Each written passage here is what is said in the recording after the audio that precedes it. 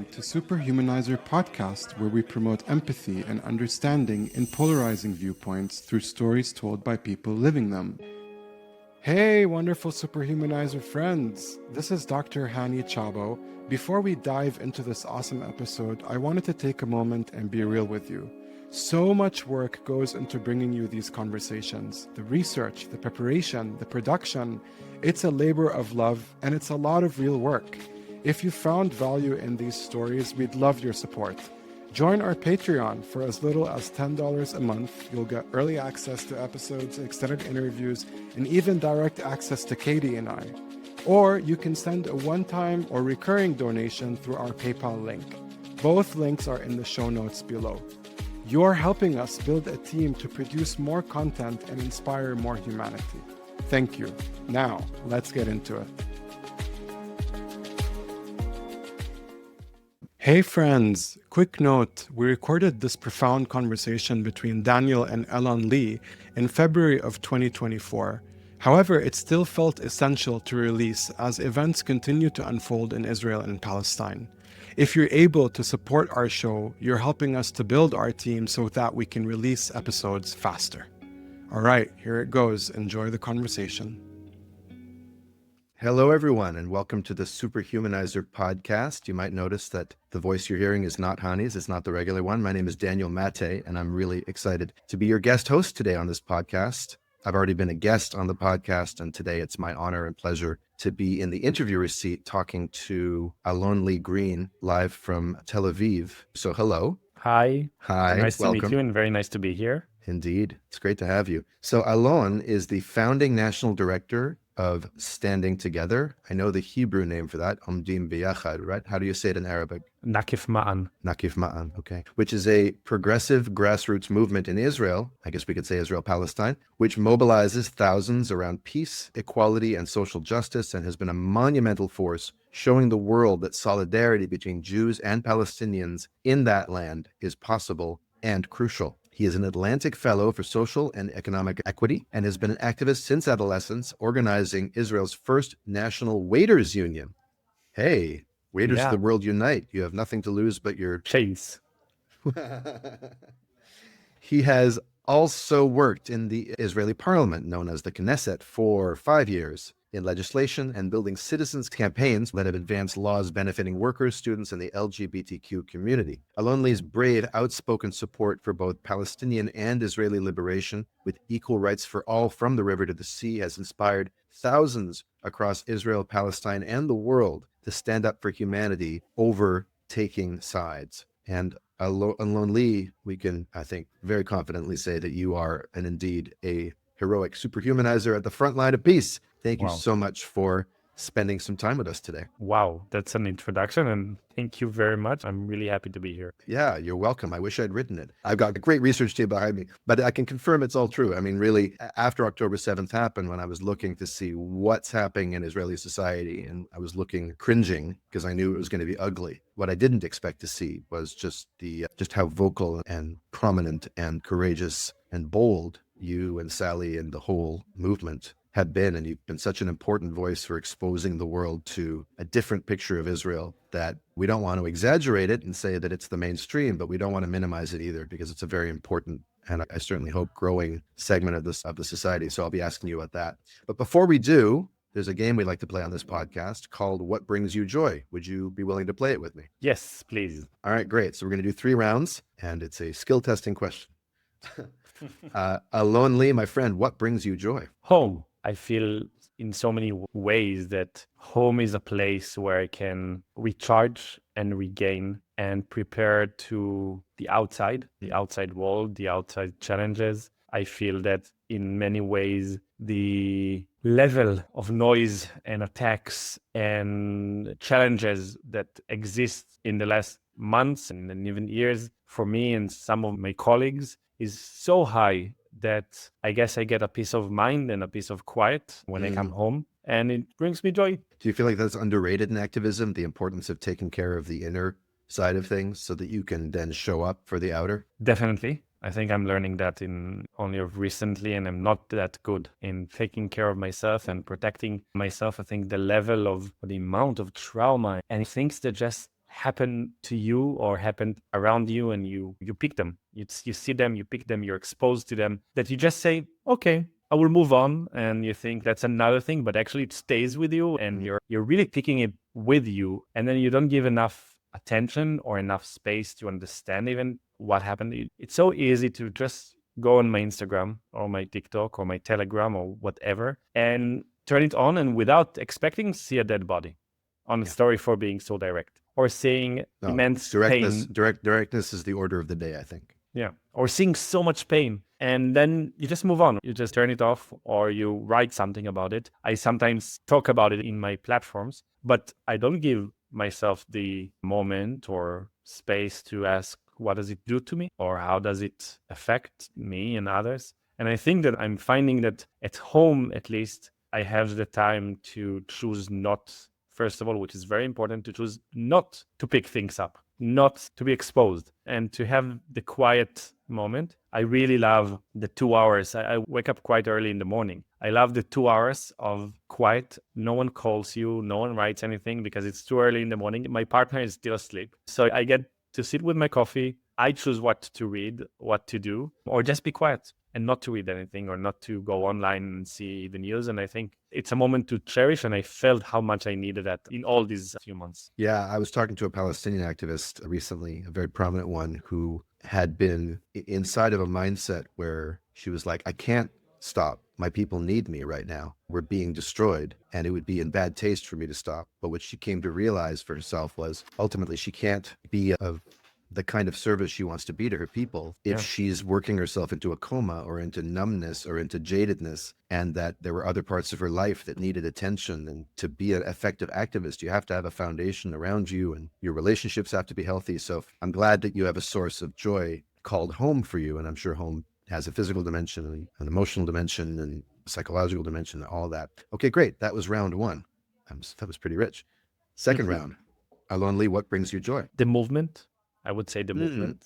In so many ways, seeing that maybe reality is not very joyful, but you can see something real developing in front of your eyes and around you and with you, that you can touch and feel and be part of, that stands in the middle of this reality, develops. Sometimes the most amazing thing, a feeling that I don't know even if it will be understood to others, but I will try and say it, to be coming to an event, a big event that was organized by people in the movement, that I had nothing to do with organizing it. I had nothing, any bit of work I did not put, but I come and it's amazing and people did it. And it stands, and feeling that a lot can happen from the general you, that it's not necessarily that you have to put it. It's a source of power. It's a source of feeling that sometimes reading an amazing text someone wrote in the movement, seeing Sally or Hula or Adil giving amazing speech, feeling that it's not me, but it's me. It's us. It's a big us feeling that I'm part of it. And I think it's a joy and pride and a feeling that something exists in all this craziness. And that's the true definition of a successful venture, right? You set something in motion, or you collaborate in setting it in motion. You have some role in setting it in motion. But if it falls apart, if you're not there, that's not what you want for it. You want to create something that doesn't require you anymore. It's not about you. But you get to contribute to it. And I can relate to that. It's a beautiful thing. I've never done it on the scale that you have. It's quite inspiring. Okay, great. And lastly, Alon Lee, what brings you joy? Okay, so that's the most disconnected thing that I can do in my life, and really the runaway, but watching horror movies. That brings me joy. Yeah, I'm a big fan of horror movies. Unfortunately, there aren't that many good horror movies that come all the time. So every few months, you will get to watch a horror movie that will surprise you, and you will feel like, that's a good horror movie. That really pushes the right buttons. It's not too cheap, or it's cheap in a very fun way. And that brings me joy, like really good joy, to be disconnecting and watching a very good horror movie. I think that would surprise some people to hear from a peace activist, that watching, blood and guts and horror and fear. But believe me, it can be nuanced. You have different kinds of horror movies. Well, sure. There can be very socially conscious horror movies too. I grew up in the 1980s, which I think in some ways was the golden era of Hollywood horror movies and the franchises. And I dressed up as Freddy Krueger once for Halloween. But I can also relate that almost it's homeopathic, that at a certain point I'd been a peace-loving kid, and at age 12 I discovered Metallica.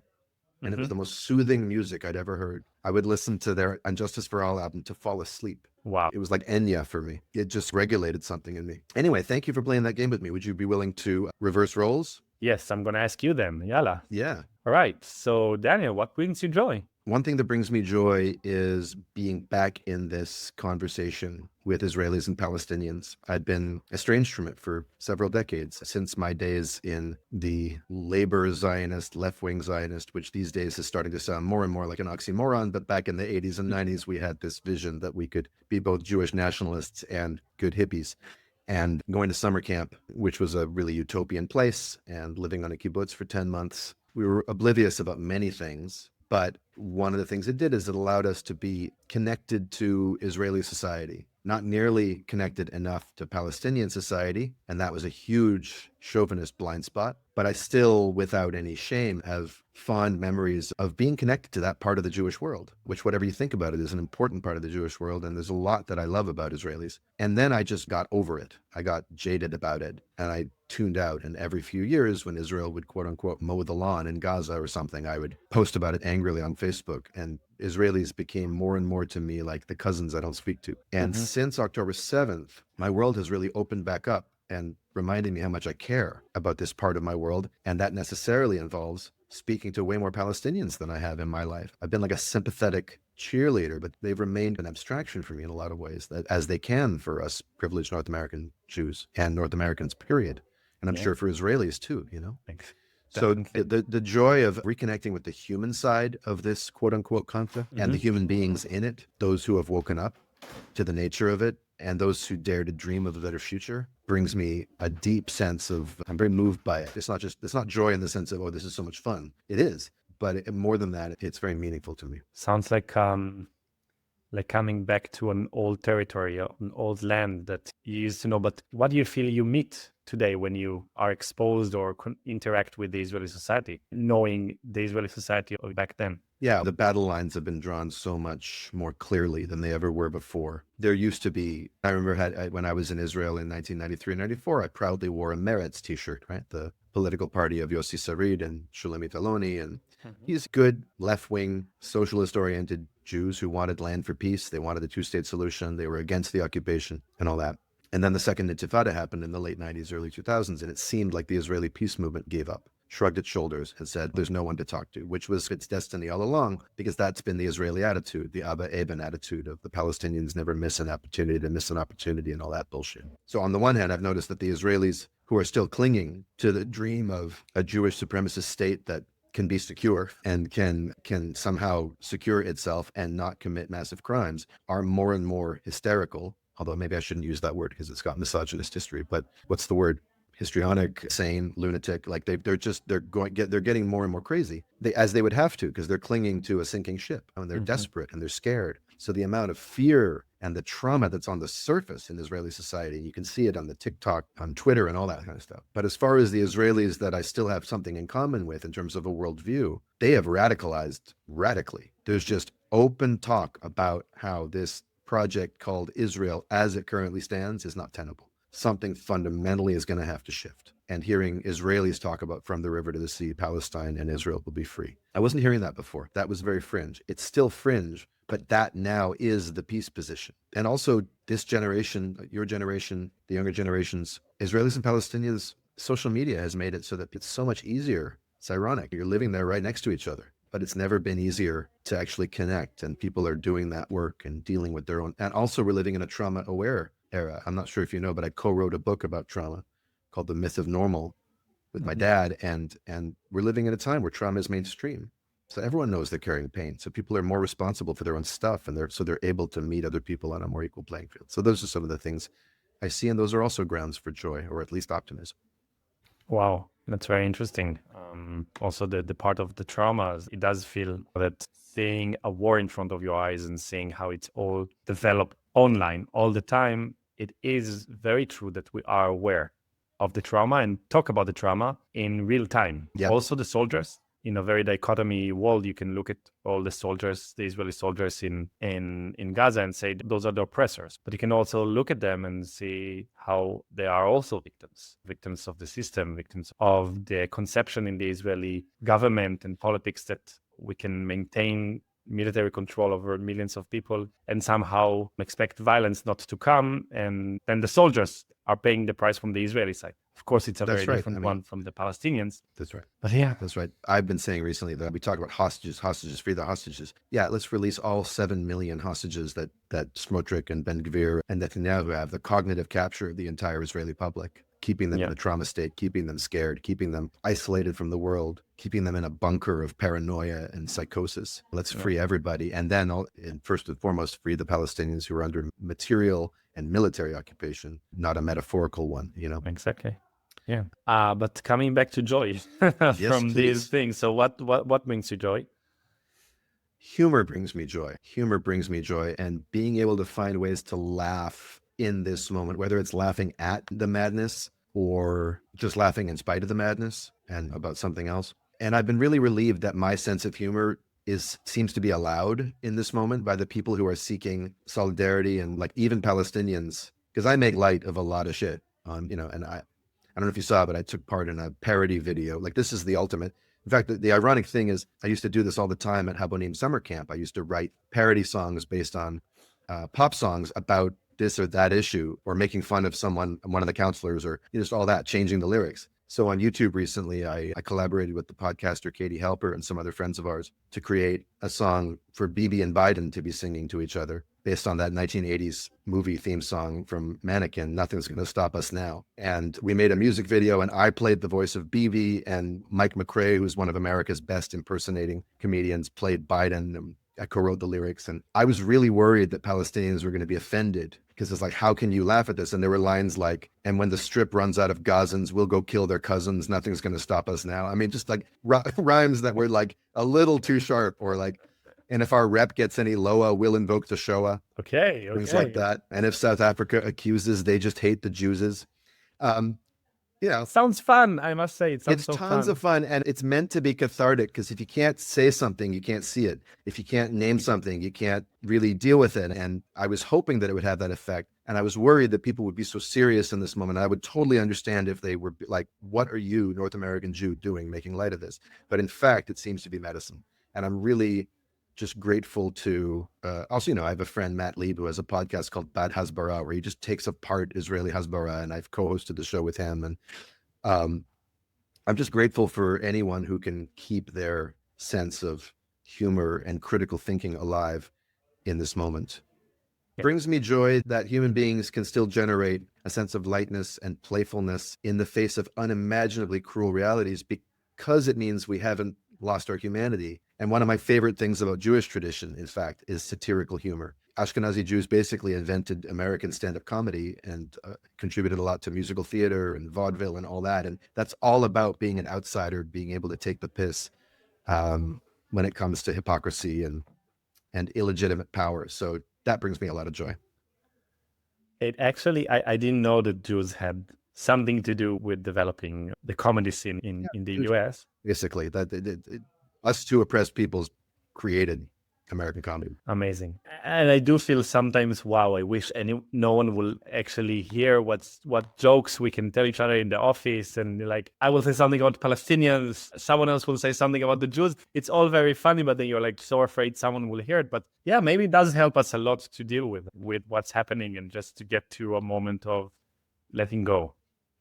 That is what comedy is. The laughter is a letting go of a certain kind of attachment to something. And yeah, I mean, people say laughter is the best medicine. It's one of the best medicines. Crying is also good. And you don't want to escape into ha, ha, ha, isn't everything so cute or funny? Because then you're just avoiding things. Comedy should humanize you, not put you to sleep. And bad comedy, unfortunately, does that. So it's a fine line with any art form. Very interesting. So lastly, what brings you joy, Daniel? I would say song lyrics bring me joy. I mean, I'm a musical theater songwriter. That's my training. And whether I'm listening to the Wu-Tang Clan or Joni Mitchell or Bjork or Tom Waits or Bob Dylan or Megadeth or Stephen Sondheim. I went and saw a musical in London recently, and just marveling at a master craftsman, just putting words together very specifically and rhyming. And it's just my favorite form of arts and letters, really. You know, words that are meant to go with music. I love doing it. I love consuming it. the fact that human beings can write with that high level of intentionality and express things that are both highly collective and relatable, but also highly specific and individual, whether it's in the pop world or in the theater world. It's a joy of my life. Sounds like you can be very diverse also with this writing. You can do something super serious and then something super light, and play with genres also. The same guy who wrote The Times That They Are a Changin' wrote Everybody Must Get Stoned within 2 years of each other. So, That's good. That's everything good. is possible. Yeah. Okay. All right, great. Thank you for playing that game with me. That was a lot of fun. Thank you. Let's get to know a bit more about you. Can you just tell us about you, where you're from, and your background? What would you say about your upbringing would be worth knowing in terms of understanding how you got to be where you are today? So I'm originally from Tel Aviv, and I still live now in Tel Aviv, but I grew up in the center of Tel Aviv in the 90s and the beginning of the 2000s. And that was to a very small family. It was only my twin brother and me. I have an identical twin. Does he have identical politics? No, and at times he's very angry with me being so involved in politics because he gets some of the shit that is thrown at me. Actually, the time of the That's war a play. That is a piece of theater in itself. Two twin brothers on the different sides of this issue. Not different sides. No, he's not a fascist or something, but not at all. He's in the center left, I would say. Sure. But we co-own together a secondhand bookshop in Tel Aviv named the Green Brothers.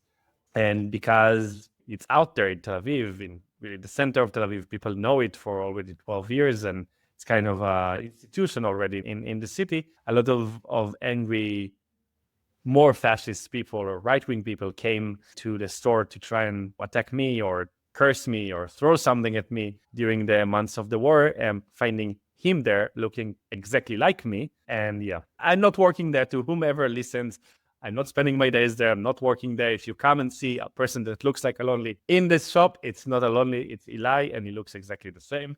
And don't curse him. Don't throw anything at him, please. Yeah. Leave Eli alone. In fact, leave Eli alone. He's not alone. Exactly. So it was just the two of us, my mother and my grandmother. And I guess being a single parent family in the city of Tel Aviv, which is a very, it's the elitist center of Israel and also the center of Tel Aviv, you get a lot of families that are doing well. And my mom wasn't doing well, having to raise 2 kids alone. And she insisted on, staying in Tel Aviv, sending us to the schools of Tel Aviv, living next to her mother, our grandmother. But you could feel the gaps. I could feel the gaps growing up. The gaps, of us versus the other kids, what they were and what we were, coming to their houses and then coming to our houses. It was very obvious. And I guess I felt it quite strongly as a feeling of unfairness that just went with me for many years, shaped me in many ways. I think that probably the memories that today I can call them the first political memories I have in my life were of my school teacher calling my name in front of the entire class before the yearly trip, saying that if my mom is not going to pay the school before tomorrow morning, I'm not going to get on the bus with the rest of the class. And I remember being ashamed. I remember feeling that I have no control over this reality, that I didn't choose it. Like, why is it happening to me?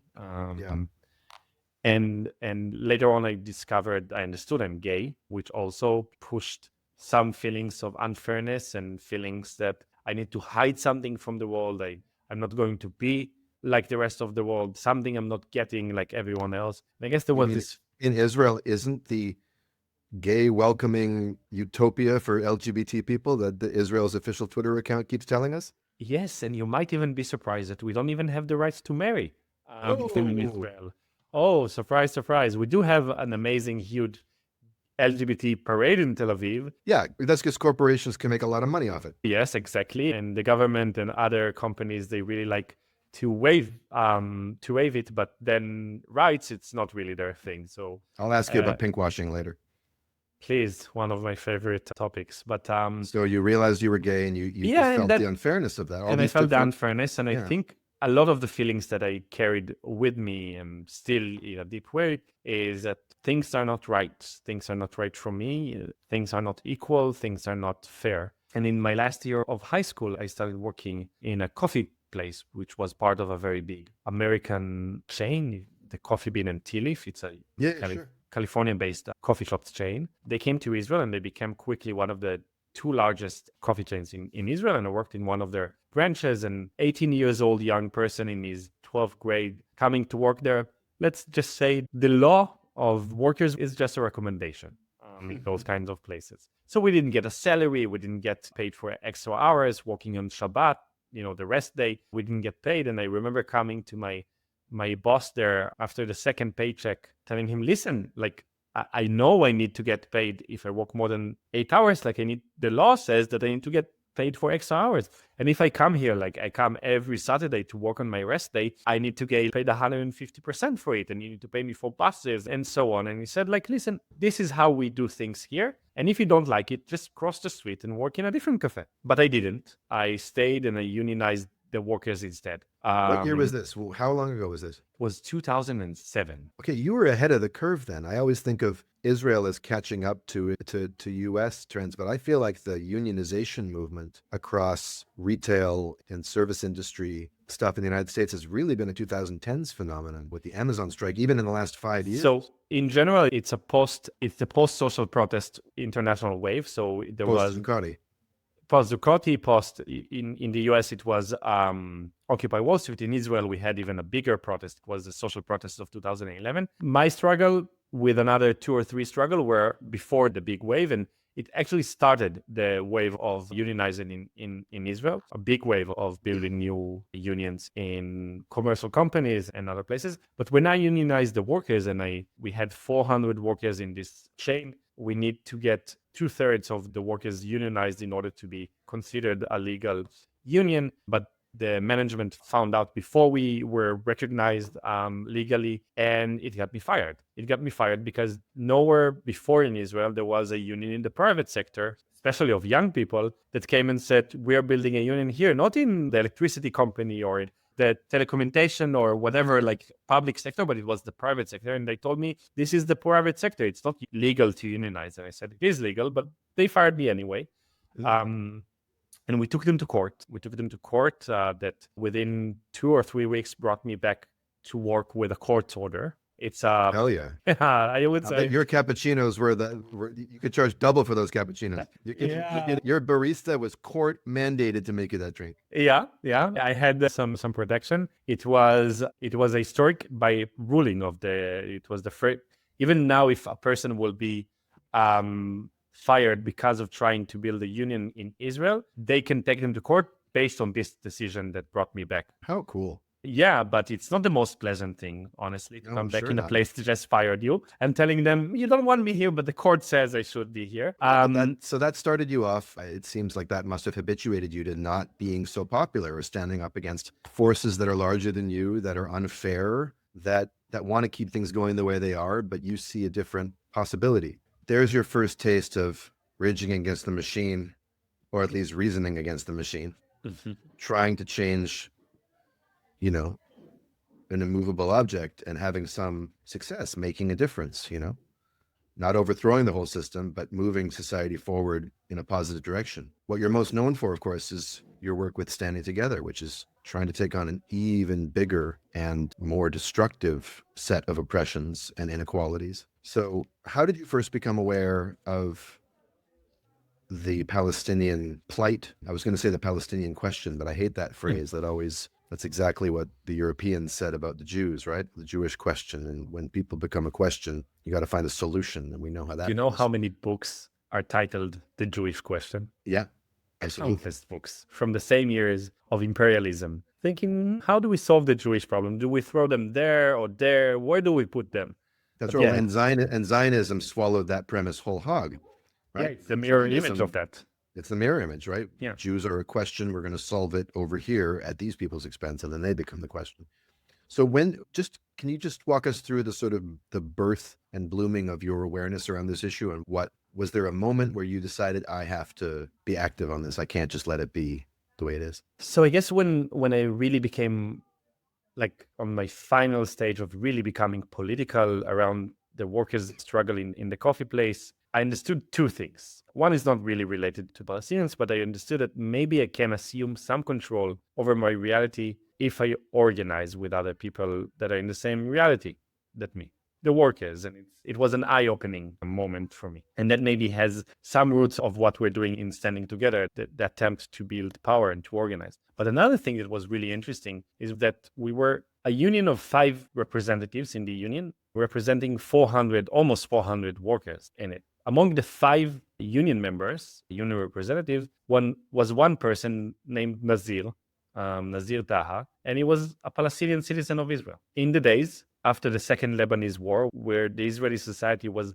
flooded with racism, with pointing fingers on Palestinian citizens of Israel, which is what happens when Israel has any challenge whatsoever to its military might, which is what happened in 2006, right? Actually, since that war, whenever we, since 2006, almost 2 decades now, we had, I guess, 16 rounds of military operations and war with Palestinians mainly, in Gaza mainly. And whenever there's a big war, racism inside Israel becomes worse, and incitement levels and violence levels towards Palestinians, citizens of Israel, that is just becoming more and more worse. But that was the first moment where social media started to exist. And then people started organizing boycotts against businesses of Arabs because they support the Lebanese in the war, or they call for a ceasefire and so on. And one of the union members was a Palestinian citizen of Israel, and he got the trust of almost 99% of workers that are Jews, actually, that are Jewish citizens of Israel, but still trusted him to lead them in a struggle and lead them in a 6 weeks strike that we led in the business, in the chain. And together with him, I started also going to demonstrations that are not related to unions. It was the village of Bil'in in the West Bank. Yes, I remember that being in the news, or at least in the news of Democracy Now. I mean, it didn't hit the mainstream news. Also, my brother was at Democracy Now then, and they were reporting on it regularly. Yeah, it was a very defining struggle of the post-Second Intifada days and the post-peace attempts that really collapsed since then, never came back. The separation wall that Israel was building, of course, it wasn't built around the border, the future maybe border of Israel and Palestine. It was built not on the 67 line, but actually on the Palestinian territories, sometimes splitting villages to 2, preventing farmers reaching their lands, preventing families to go to other homes and so on. Of course, in Jerusalem, it's splitting Palestinian neighborhoods like in a terrible way. And the village of Bil'in organized against it and started having weekly Friday demonstrations against it. I'm at high school, and luckily my high school decides this year not to have Fridays as school days. And every Friday I go to Bil'in week after week. Of course, it's not legal in the West Bank to demonstrate because the army, which is a foreign army for them, because those are Palestinians that are not citizens of Israel. For them, there's occupation force. There's an occupation force that decides that not only do they occupy you, you're not allowed to demonstrate peacefully against the occupiers or against the occupation. So you join the people of the village, and of course, then Zionists and Israeli propagandists will say, "Where's the Palestinian Gandhi? Where's the Palestinian Martin Luther King? When will they demonstrate be shot dead peacefully?" Exactly. He would be shot dead. Actually, a lot of people that are trying to peacefully demonstrate against the occupation are just met with live ammunition, and back then it was tear gas and shock grenades and rubber bullets. And I have a friend that lost an eye, their Jewish Israeli one, lost an eye in this one of the Fridays because of the rubber bullet. Before you go on, in going to Bil'in at this time, was this your first time entering the Shtachim, the territories? Yes. So my school never took us to Hebron or something like this, even though now it became very trendy. The Ministry of Education demands schools to take high schoolers to a heritage trip to meet our forefathers like Abraham and stuff in Hebron. So you go to the occupied territories, you visit the Jewish small occupied part of Hebron. You completely ignore the fact that Hebron is actually a prototype of the occupation of apartheid, actually. It's a city of 100,000 Palestinians and 1,000 Jewish settlers, but the 100,000 Palestinians are controlled, occupied by the 1,000 Jewish settlers. They have rights, the Jews. Palestinians don't have rights. And then, of course, you need a lot of thousands of soldiers to maintain this kind of apartheid system and control over Palestinians. Yeah, I didn't go there, but that was the first time I came to even meet Palestinians that are not the citizens of Israel. And we were sitting there after the demonstration with families, eating together, hearing stories together. And it was a very defining moment for me. Was some part of you noticing, hey, I was educated that these people hated me because I'm Jewish, and here they are showing me hospitality? What was it like for you to confront the cognitive dissonance or the disconnect between what you had been told and what you were seeing in front of your eyes? I guess it was a moment of a really quick radicalization. Not in the moment that, you have to be radical, blah, blah, blah. No, in the moment of shattering a lot of what is your common sense. That is, common sense is a very interesting concept. But common sense is something that the entire surrounding, the society around you, believes in a deep-rooted way that that's how things are. That's the common sense. And so many times you can look at something that is completely opposite and you feel, wow, that's nonsense. That's not the common sense. Someone that will shout at you, for example, in the late 19th century, that a woman will come to you and he said, women should have the right to vote. Women should have the right to get elected. They should have the right to open their own businesses or to do the same thing as men do. She will be shouting nonsense at you, right? Because the common sense is that women are not equal to men and they shouldn't have the right to vote, to work, to get elected. But they had the feminists, or let's say the suffragists, or whatever movement that fought for their rights, they had a different common sense. They had the uncommon sense. Yeah, which is amazing. And I think that in so many ways, politics is about building a new common sense, is about building enough power for enough people to have the critical mass or the historic block of creating a different common sense. And I think these moments in Built-In shattered my common sense that was nurtured by the state, by the education system, from all around. And I started building a different common sense that, those people, the Palestinians, are normal people. Yeah. They're just there. They didn't choose that someone will come and terrorize them in their own land, or will, they also faced extreme settlers that came and tried to grab their land or to build things, or not allow them to work on their farming territories. And I think I started understanding that reality is not as it was told to me.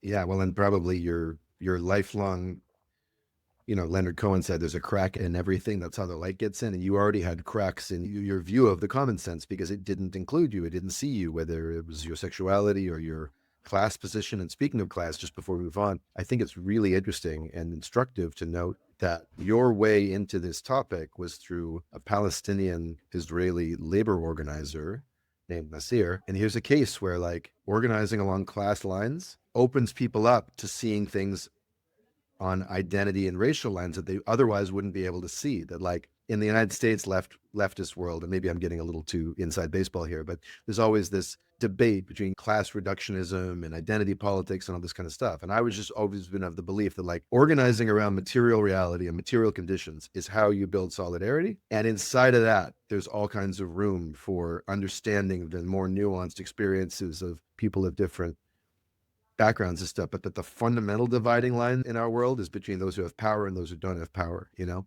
so the fact that you found Palestine through unionizing is just a very, poetic example of that for me. Maybe it's confirmation bias for me because that's how I see it. But no, actually, that is standing together. That is standing together. It is our strategy to understand that the people we're talking to could not care less about moralities if we tell them in a liberal way. Oh, it's more moral to end occupation. Of course, it's more moral, but maybe they are afraid of a material danger of dying because of the occupation and the reality it creates. Maybe they need food on their table and the salaries they're making is not enough to make that happen. And what we're trying to do is understand that maybe instead of saying, no, racism is bad to people, or Sally Abed, who probably some people know, but she's one of the most prominent Palestinian voices in the Israeli society right now, and she's one of the leaders of Standing Together. She always has this very interesting sentence. She says, I cannot come to an Ethiopian-born woman in Israel that came to Israel and is working as a cleaner, as a contract worker, as a cleaner. I cannot come to her and tell her, liberate me. because I'm Palestinian. Or tell her to check her privilege. Or check her privilege. I cannot. She's Jewish, but she's also a black Jewish. She's also earning so little money that she cannot make a living in Israel.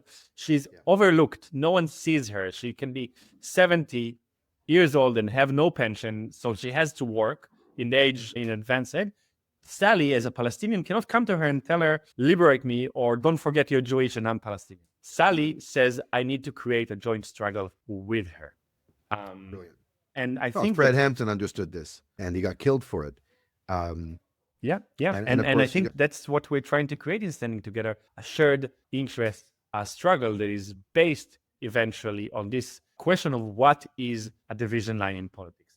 Is it one group against the other group around the division line of nationality, identity, race, or gender? Or can we imagine a different division line, a different us and them, which is basically the basic question in politics, where there is a huge majority of an us, of people that can gain something out of changing the reality, out of creating a new reality that works and benefits all of society, and the them is a small minority that actually profits and benefits from reality exactly as it is today. And that's in general a class-based politics. We don't talk about it. We don't say, join the socialist class. No, but we are practicing, a very socialist strategy. Well, that strikes me as very intelligent and understandably controversial. When you have when you have an ethnocracy, I mean, it's bad enough in the United States, which has a legacy of slavery and white supremacy and all that, and the system still bears the imprints of that. Israel is an active, ethnocratic, Jim Crow at its very worst, times 100, ethno-state with a brutal military occupation. So I can understand how some people would look at a group like yours, and now we're getting into some of the controversy you were talking about, and say, well, you're both sidesing it. You're saying, let's just live together. They could caricature you as saying, oh, let's just live together in peace. We're all the same, blah, blah, blah, blah, blah. Now, I know that's not what you're saying, but do you have any sympathy for people's misgivings about your approach as opposed to, say, an anti-racist approach or an approach that goes at Israelis and calls them out for being settlers? I actually wanted to ask you about the term settler and the term Zionist. Maybe we could start there with some basic definitions, because if we're going to talk about this, we have to know what these words mean. What is Zionism to you? And to what extent, if at all, do you consider yourself a settler? Wow. Starting with some heavy guns here. I guess those are questions. It's very interesting, but those are questions that will only be asked by people that don't live inside our society. Because whether you're a Palestinian citizen of Israel or a Jewish citizen of Israel, you will never ask if someone is a Zionist or not a Zionist, because it's kind of such a dominant idea that it is not even a topic of conversation, because it's such a granted thing for everyone. And in our language, in our spoken codes and understanding, in our cultural politics, a settler will be a person that lives in the West Bank, that is practicing a life in a Jewish settlement outside of the borders of Israel in the occupied territories of Palestine. Right. So I guess whenever I speak to someone abroad, and whenever we are not, exclusively working only in Hebrew or Arabic inside the 67 borders of the Israeli state, whenever we do work outside of these borders and we talk with someone else in English, we have one basic rule. And it is that our work on the land, in the land, is more important than entertaining people outside and entertaining their thoughts, questions. How dare you? How dare you? Sorry to tell you that you're entertaining us. I'm sorry to let you go, but I'm sorry. It's more important for us to create change in our society. That is brilliant. That's great. I love that. And yes, we are completely aware of the fact that people expect to hear some code and words and some hot words from us. And they really like to use some words that we don't use. But I need to convince my society. I need to build power in my society. I need to change the reality of this land. And in order to do that, we have a strategy that fits what we're trying to do, fits the responsibility we chose to take upon ourselves. It is okay that other people in other places will take different, strategies. But our strategy, For instance, the Palestinians in the territories, right, who have no access to Israeli society and have no voice, yeah, their for example, recourse is to resistance, whether violent or non-violent. And I don't hear you guys telling them how to conduct their business. You're doing what you're doing, right? I will say that in general, yes, but the question of a violent, resistant, of course, I'm against hurting innocent civilians. There's a red line there. And I think that it needs to be understood that even in the 7th of October, some people would say that was a justified resistance. I think that killing children, women, men, innocent people is not justified. And you cannot justify it, even if it's for the sake of freedom of someone. I think that needs to be said. But coming back to the questions of definitions,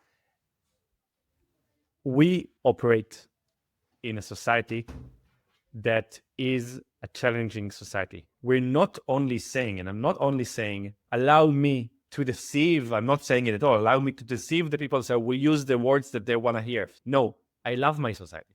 I am part of my society. My struggle and our struggle in our society is a patriotic struggle. And the only patriotic way, actually, for this society to achieve good life as well. My struggle is not only to stand in solidarity with Palestinians. It is also that, but it's also the self-interest of the Jews living in this land to really come to a place where we end violence, where we achieve a good life for our communities and our families. And I think that maybe another thing that is important to try and understand about standing together is that we care about justice, and we care about the historic justice, and we care about what happened in this land.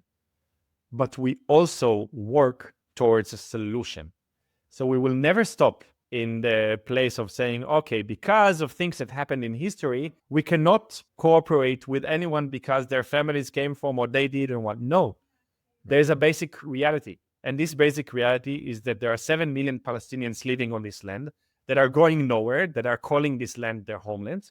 And next to them, there are 7 million Jews that are living on this land that are going nowhere, even though some people have fantasies about it. And they also call this place their homeland. And that's the reality. You can argue about the story. You don't make a distinction. You don't make a distinction between people like you who were born there and Shmuley who moved from Brooklyn 2 months ago. You think he has an equal right to remain there? That Israel should, I really think that Israel should cease to have any racist and discriminative law. And yes, the law of return and the law of citizenship in Israel are two racist laws that discriminate Palestinian citizens of Israel over, or Jews gets more rights there. And I think that Israel should have a modern immigrant law that, of course, will give any Jewish person that is being chased because or persecuted because of the Judaism the rights to come and have a life in Israel. But no, it does not mean that including Columbia students who are uncomfortable because they saw a keffiyeh on the way to class.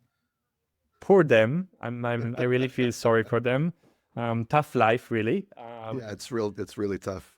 Really. But what I'm trying to say is that I think that if Jews have the right, for example, to live here in Israel, even though they're like American citizens, so I think that also Palestinians that are originated from here, they should also should get the right to immigrate and to become citizens of this country. But the definitions cannot stop us from creating change. And our strategy is a change that is based on people. If we talked about materialism, we talked about material life, there are interests here. Israel and Israelis is not the same thing. The people that live here, that can be Jews or Palestinians, have conflicts with our government, have needs, have aspirations, have hopes and fears and problems. And we need to understand that Israel is also having a society. And a lot of what we hear in the world is saying, I'm taking the side of Palestinians, which is amazing and good and important. I'm also taking the side of Palestinians.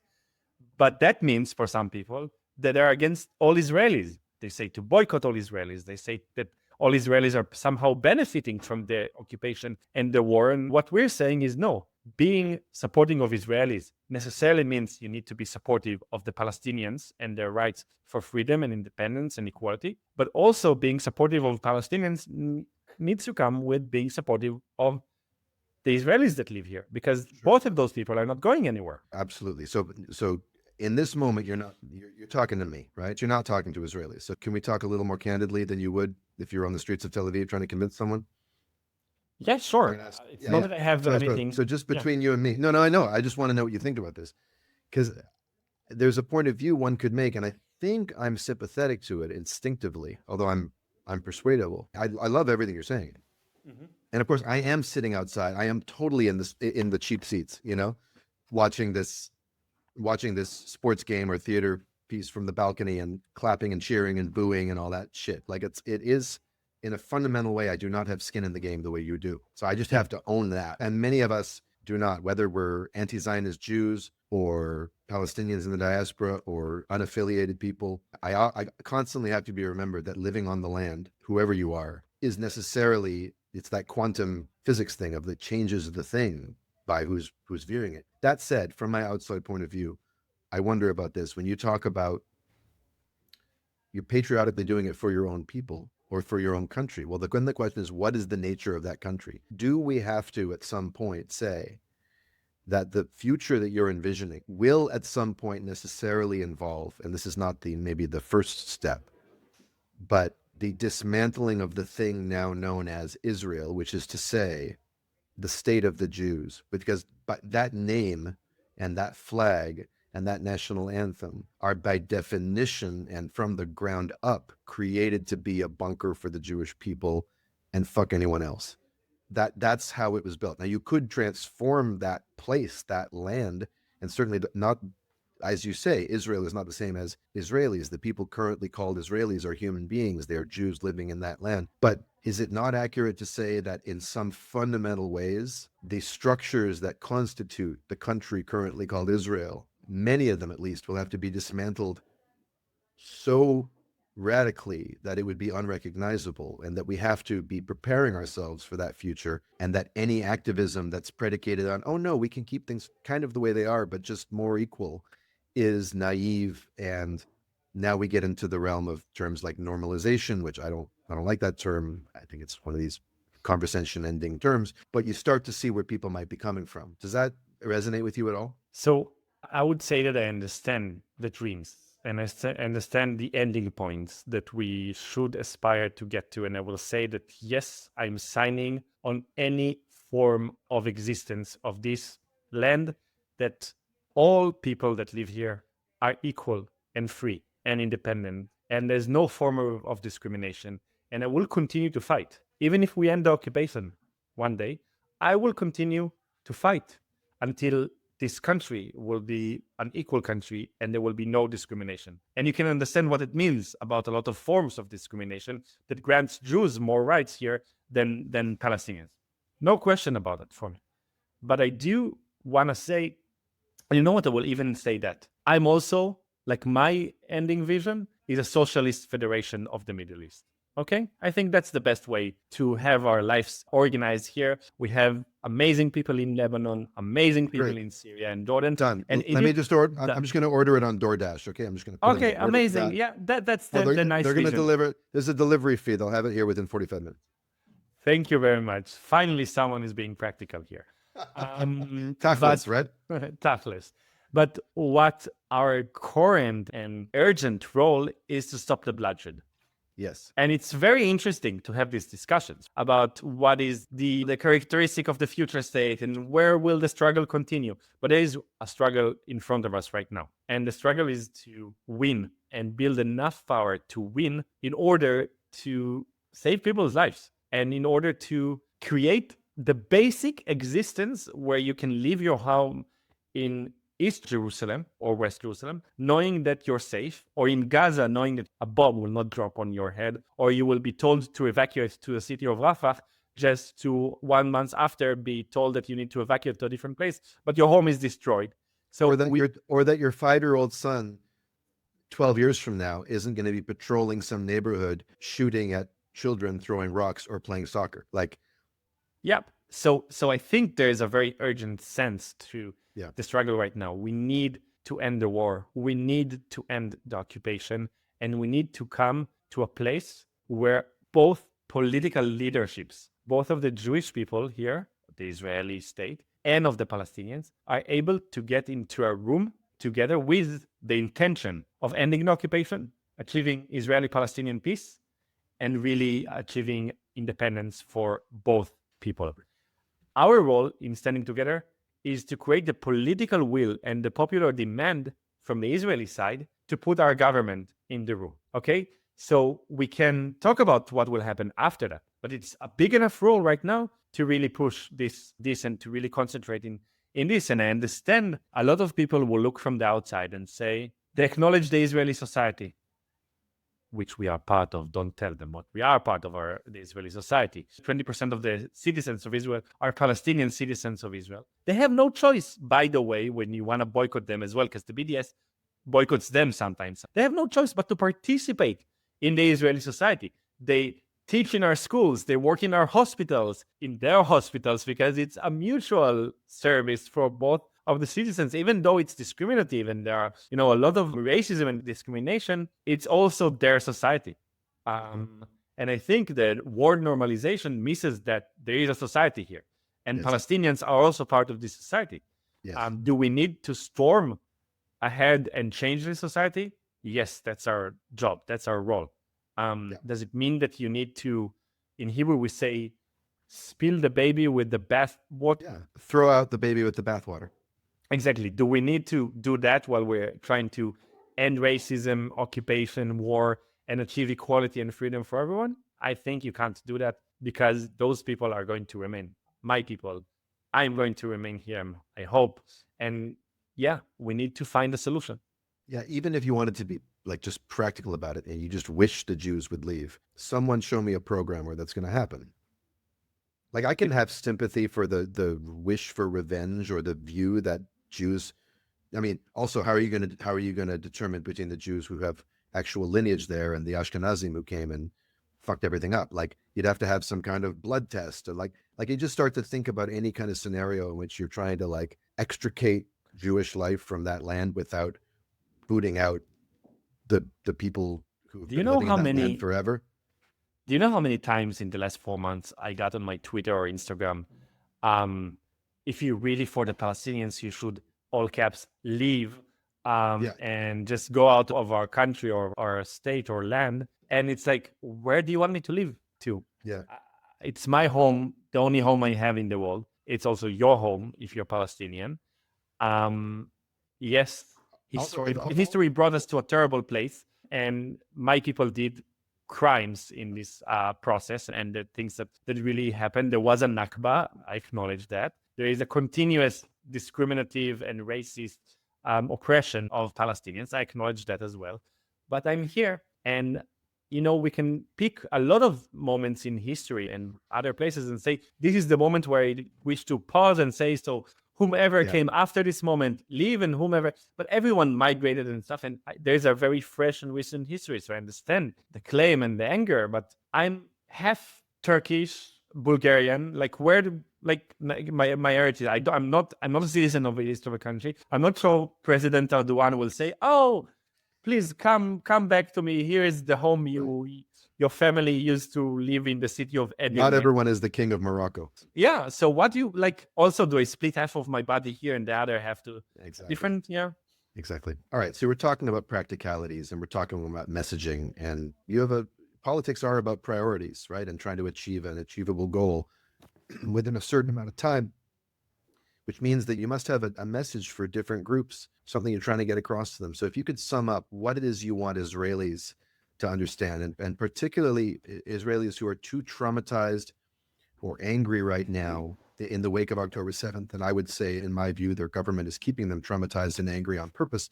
But that aside, for whatever reason, if they're too just activated to see a solidarity path to peace and liberation, how do you get through to them? What do you want them to know?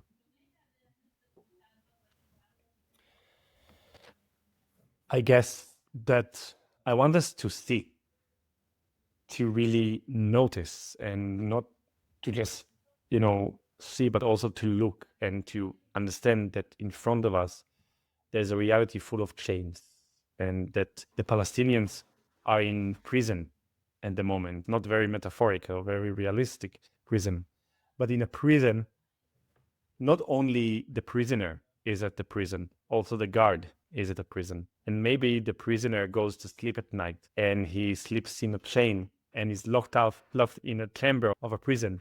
But the guard might go back to home and sleep, and he will dream about the prison. And I think that we need to open our eyes and to see the chains, see the prison that we are both in, and understand that we have this reality to lose, and it might be scary to lose a reality we know and we feel is necessary, and we feel we have no choice because we are occupying them or controlling them, because otherwise they will, come to us and do the 7th of October again and again and again. And before the 7th of October, they never missed a chance to miss a chance, and it's there to blame. Yes, it might be scary to lose this reality, but we have a full, rich, free, and beautiful world to win and to progress to. That cannot be the last stop in history. That cannot be the last moment of how we exist. We must set ourselves free and get to the place where we are living in a free society, because it never stops only with the Palestinians. Palestinians are the first one,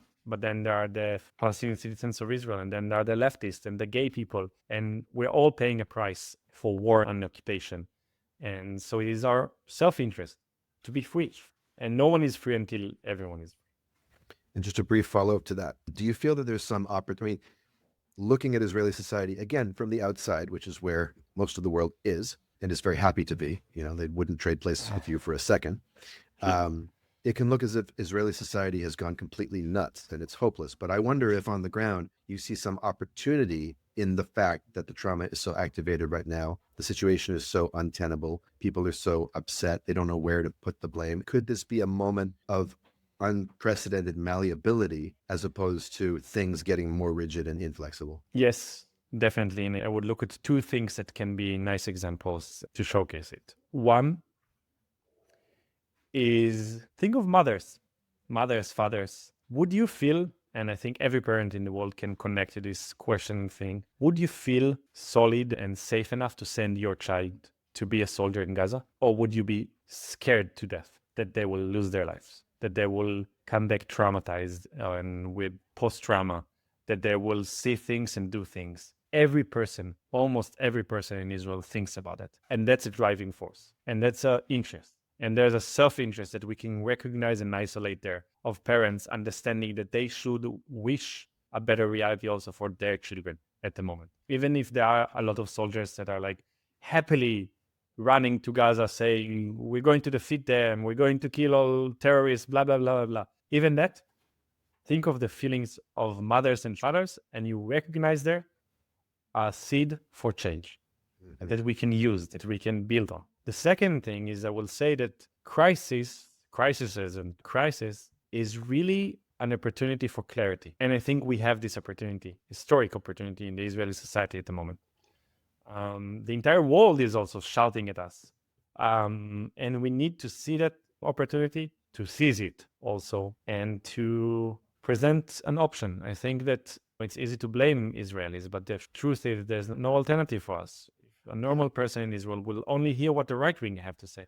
There's no political left in Israel. There's no real alternative. We need to create a competition in our politics, in our society, to present a solid alternative that people will be feeling that they can choose. So my next question might be better put to someone like Sally, right, who's coming from the Palestinian community. But since you guys are standing together, I'll put it to you. What is your message to Palestinians who don't see a partner for peace in Israelis? Yes, there is no partner in Israel at the moment. There is. You're not going to gaslight them and say, "Oh no, don't worry, we're coming. The cavalry's coming." No, I think for many years there wasn't any partner. It's funny because it's an Israeli slogan to say there's no partner, meaning that there is no partner in Palestinians. But if just stand in front of a mirror and see there's no partner in Israel, who is the partner? Smotrich or Ben Gvir? Or maybe it's Netanyahu that for 14 years is a prime minister saying that I'm the only one that can prevent a Palestinian state. So even if he's forced, Benny Gantz, that famous Palestinian lover. And even if Netanyahu is forced to the room with Palestinians, like he has been because of American presidents, he's coming to the room without an intention to even be a partner. So that's right. No, there isn't a partner in the Israeli side, but there's also a difference between the Israeli society and the Israeli leadership and the Israeli government. Remember, we've been in the streets against our government for 10 straight months before October 7th, you know that 1 out of 8 people in this huge, hundreds of thousands of people sometimes, rally were ashamed. It was a pro-democratic rallies against the judicial overhaul. A lot of us were saying it's not enough to just talk about the Supreme Court. We need to talk about the occupation. And 1 out of 8 people wore a shirt that was becoming more and more popular, saying there's no democracy with occupation. And it was growing and it was getting more and more popular. And people are saying that the ones that are trying to narrow down our democracy are the ones that are building settlements and want to oppress Palestinians. And then, of course, there's a huge setback because of October 7th. People are really afraid. And you need to understand that people are really afraid. It's not propaganda. It's not unreal. There is fear that is controlling the Israeli society. What we saw on 7th of October is not something you can unsee. It's not something you can move on quickly or easily from. And we need to put that as one of the factors of the reality we need to deal with. We can say, no, don't center people might say, don't center the experience around yourself. I'm not, but it's a real experience and people experience it and have it. It's a factor. It's there. We need to acknowledge that. Damn it. You sound like an organizer. You're so practical and non-sectarian. You're just keeping your eye on the prize. You got a world to win, like you said. Lastly, how can we in the international community better show up and support you and other peace movements in Israel-Palestine, as opposed to just doing this for our own validation and or dopamine? I would say first, understand that it's not a football game and it's not about picking who do you cheerlead. It's about really pushing forward a solution, a discussion about a way to change reality. It's also not a competition of who's condemning reality stronger. Is a question of who's able to build grounds for creating change. I would say that, or urge your governments to not support crimes, to not support the Israeli fascist right-wing government. You have the power to influence your own politics, so it's a very important ability of yours. And I would say that support any organization in the Palestinian, in Gaza or in the West Bank, or even a Jewish Palestinian movement in Israel. Support us with amplifying our voice, with telling a story that there is this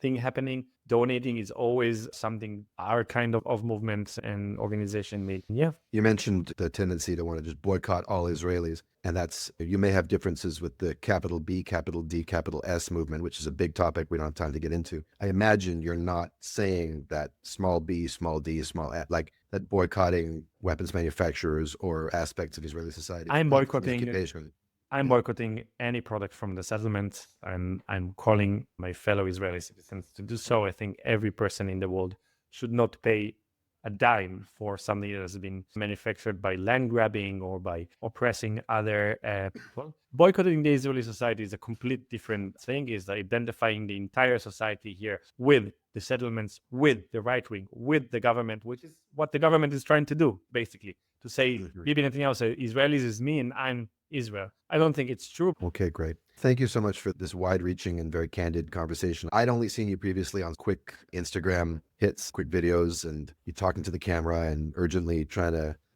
raise awareness about this protest or this movement or whatever. And that puts you in a certain position of having to speak a certain way. And I'm really glad we had the chance to hear from you in a more, in a room, sitting down, thoughtfully engaging with tough questions. I haven't given you softball questions, I don't think. And your thoughtfulness about this and the strategy behind what you're doing is clear and compelling and thought-provoking. So thank you for the time you took. Thank you very much. And I'll close, as Hani likes to do with every episode, with a little prayer, if that's okay with you.